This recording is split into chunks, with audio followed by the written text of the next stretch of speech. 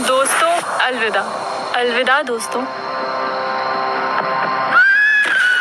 भैया चाहत का ही खेल है सब, पैसे की हो, प्यार की हो या फिर दारू की। चाहत के लिए इंसान कुछ भी कर गुजरता है। ऐसा ही एक दोस्त था मेरा, जॉन। जनाब कॉलेज टाइम से ही लड़कियों के नहीं बल्कि दारू के दीवाने थे। भाई आज एग्जाम है, चल कॉलेज, वरना लेट हो गए तो बैक लगेगी और हम दोनों का बाप हमको घर से निकाल देगा। हाँ चलते हैं ना, बस 4 पैग मारने के बाद। बस ऐसे ही थे हमारे जॉन भैया। दारू से सच्चा वाला प्यार था उनको। लेकिन अब जॉन हमारे बीच नहीं रहा। मुझे आज भी याद है वो 26 जुलाई की रात, जोरों की बारिश हो रही थी। ओह सॉरी, आपको एक कमाल की शख्सियत से तो रूबरू कराना मैं भूल ही गया। ये शिल्पी है, बहुत बड़ी पियक्कड़, वोडका बहुत पसंद है इसको। जॉन से बड़ी वाली तो नहीं, लेकिन उससे कम भी नहीं। घर वालों ने कहा पारो को छोड़ दो, पारो ने कहा दारू छोड़ दो। मैं घर वालों और पारो दोनों को छोड़कर यहाँ दारू पी रहा हूँ। बहुत बुरी चीज है यार दारू, नहीं पीनी चाहिए। तुझे क्या लगता है मानव, तू मेरी बात से इत्तेफाक रखता है या नहीं? तेरी बात तो बिल्कुल सही है, लेकिन देख, इस देश के प्रति हमारा कर्तव्य है कुछ। हम पीना छोड़ देंगे तो देश को रेवेन्यू कहाँ से मिलेगा? एफडीआई से। लेकिन जैसा मैं सोच रहा था, माहौल बिल्कुल भी वैसा नहीं था। शिल्पी के दिल में कोई बात थी जिसे वो बताना चाह रही थी, या फिर कोई गम जिसे वो कहना चाहती थी। दोस्तों अलविदा। अलविदा दोस्तों।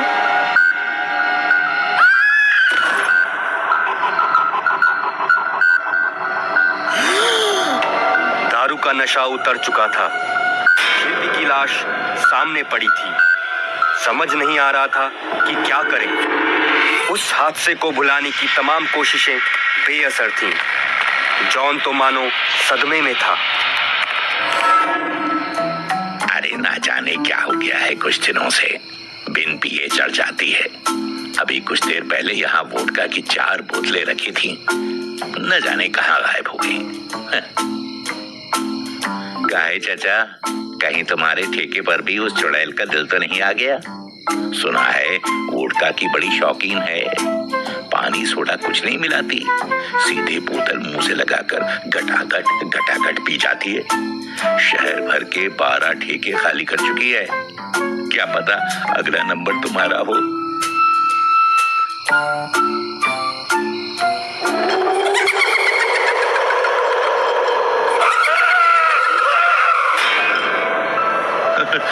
भैया हमने तो धंधा ही बंद कर दिया, आप कहीं और से दारू ले लो। हम तो जा रहे हैं बनारस, गंगा जी में अपने पाप धोने। यार गगन, इस तरह से तो हम दारू के लिए तरस जाएंगे। हमारे पूरे शहर की दारू किसी ने पी ली। पुलिस तो ये भी पता नहीं लगा सकी कि वो इंसान है, जानवर है या कोई भूत। मुझे तो ये किसी भूत का ही काम लगता है। अच्छा एक बात तो बता, हमको पिछले 6 दिनों से दारू पीने को नहीं मिली, लेकिन तू अभी भी हैंगओवर में घूम रहा है। भाई चढ़ी तो है मुझे, कल बात करूंगा तुझसे।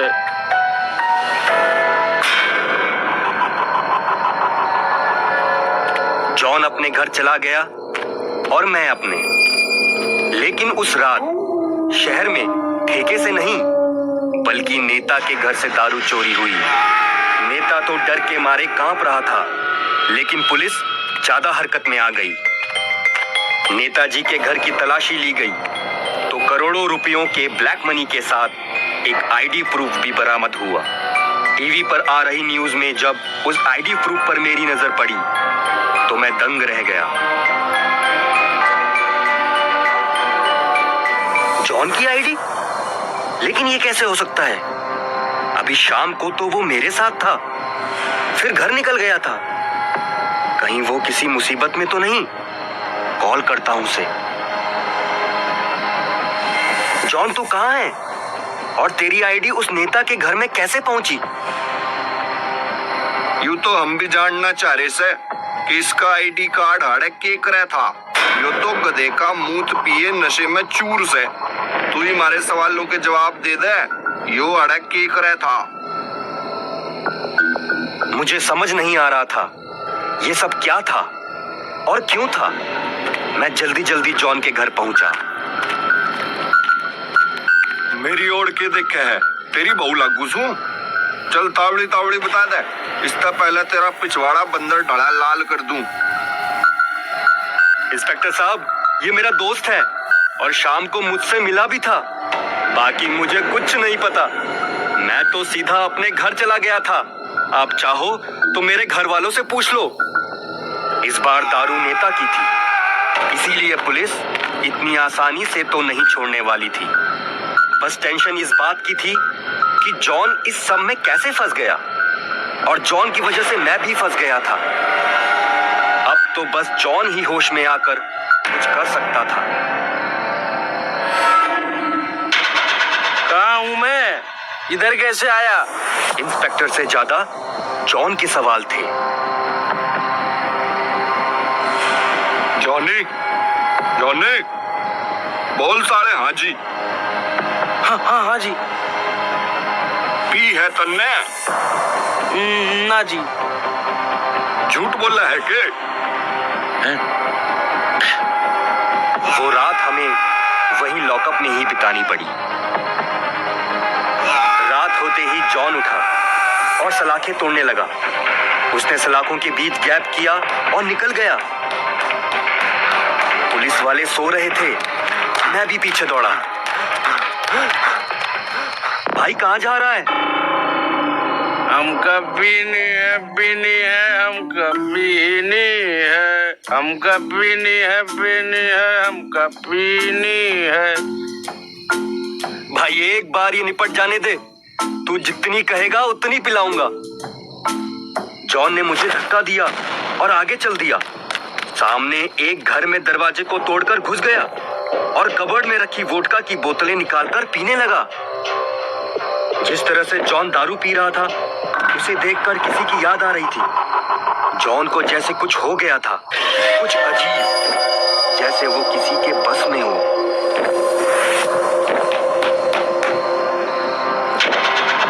पुलिस तो शान पट्टी नहीं, उर्रे को मरले तावड़ी सी। जॉन रंगे हाथों पकड़ा गया था, लेकिन अभी कुछ और ही होना बाकी था। कुछ ऐसा जो मैंने अपनी लाइफ में कभी नहीं देखा था। इंस्पेक्टर, मुझे दारू चाहिए। बहुत प्यास है मेरे भीतर। तू मुझे दारू पीने से रोकेगा तो तेरी मौत बहुत पक्की। मेरी तो डर के मारे बुरी हालत थी और इंस्पेक्टर की भी हालत कुछ अच्छी नहीं थी।